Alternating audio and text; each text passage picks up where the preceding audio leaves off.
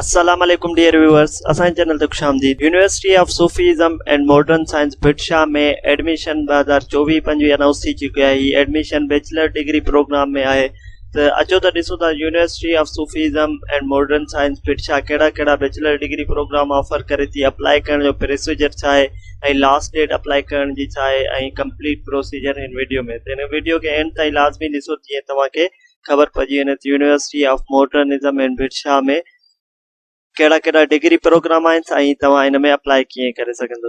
ही जीअं तव्हां साम्हूं एडवर्टाइज़मेंट ॾिसी रहिया आहियो, इन में प्रोग्राम्स जेके आहिनि BS इंफॉर्मेशन टेक्नोलॉजी आहे, BS कंप्यूटर साइंस आहे, बैचलर ऑफ बिजनेस एडमिनिस्ट्रेशन आहे, BS अकाउंटिंग एंड फाइनेंस आहे, BS कॉमर्स आहे, B.Ed ऑनर्स आहे, B.Ed 2.5 इयर्स आहे ऐं B.Ed 1.5 एंड जेको आहे last BS English linguistic and literature आहे।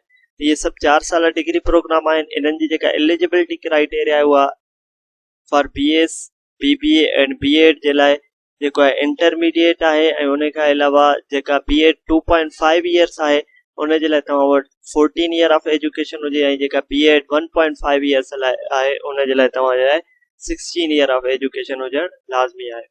इन में अप्लाई करण जे लाइ एडमिशन फॉर्म जेको आहे उहो डाउनलोड कंदा तव्हां। ही जेका वेबसाइट ॾिनल आहे www.usms.edu.pk हिन ते असां ॾिसूं था त हिन जो फॉर्म कीअं डाउनलोड कंदासीं ऐं इम्पोर्टेंट डेट्स जी ॻाल्हि कजे त लास्ट डेट जेका आहे उहा हिन जी आहे फॉर्म सबमिशन जी 16 अगस्त 2024 आहे। प्री एडमिशन टेस्ट जेका आहे हिन जी 1 सितंबर 2024 ते थींदी ऐं कमेंसमेंट ऑफ क्लासेस जेके आहिनि उहे 18 सितंबर 2024 खां स्टार्ट थी वेंदा।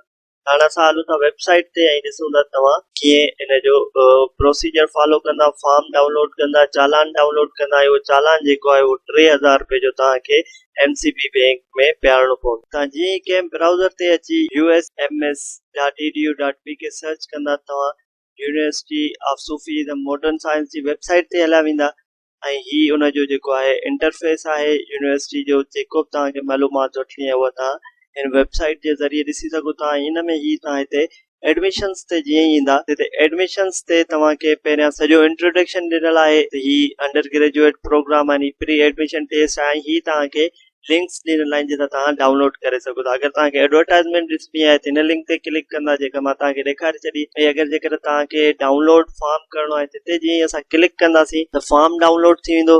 ही फॉर्म आहे एडमिशन जो जंहिंखे तव्हांखे कंप्लीटली फिल करणो आहे। तव्हांखे 3 चॉइसिस ॾिनियूं आहिनि, चॉइस नंबर 1 2 3। उन खां अलावा फॉर्म जो जेको प्रोसीजर हूंदो आहे सिंपली ही तव्हांजी बायोडेटा हिन में ईंदी, हिते तव्हांजी डिग्री ईंदी, क्वालिफिकेशन्स आहे उहो ईंदी। उन खां अलावा हिते पेरेंट्स जी इंफॉर्मेशन ईंदी ऐं ईअं ई तव्हांजी जेका डिटेल ऑफ फैमिली मेंबर्स ईंदी। उन खां पोइ तव्हां कंप्लीट फॉर्म करे इन सां गॾोगॾु तव्हां जेको आहे ही सेकंड जेका लिंक आहे हितां ही चालान डाउनलोड कंदा। ये MCB जो चालान आहे जंहिंमें तव्हां पंहिंजो नेम, फादर नेम, सेमेस्टर, CNIC नंबर, प्रोग्राम लिखी करे तव्हां ही चालान फिल करे ऐं तव्हां पे कंदा ऐं तव्हां जेको आहे सबमिट कराईंदा university of modern science and Sufism and Bhitshah खे। उम्मीद था कयूं तव्हांखे इंफॉर्मेशन मिली वई हूंदी त कीअं अप्लाई कजे university of modern science and Sufism Bhitshah में। मज़ीद इंफॉर्मेटिव वीडियोस जे लाइ असांजे चैनल खे लाइक कयो, सब्सक्राइब कयो त जीअं असांजी ईंदड़ हर नई वीडियो ते पहुची सघे। अल्लाह हाफ़िज़।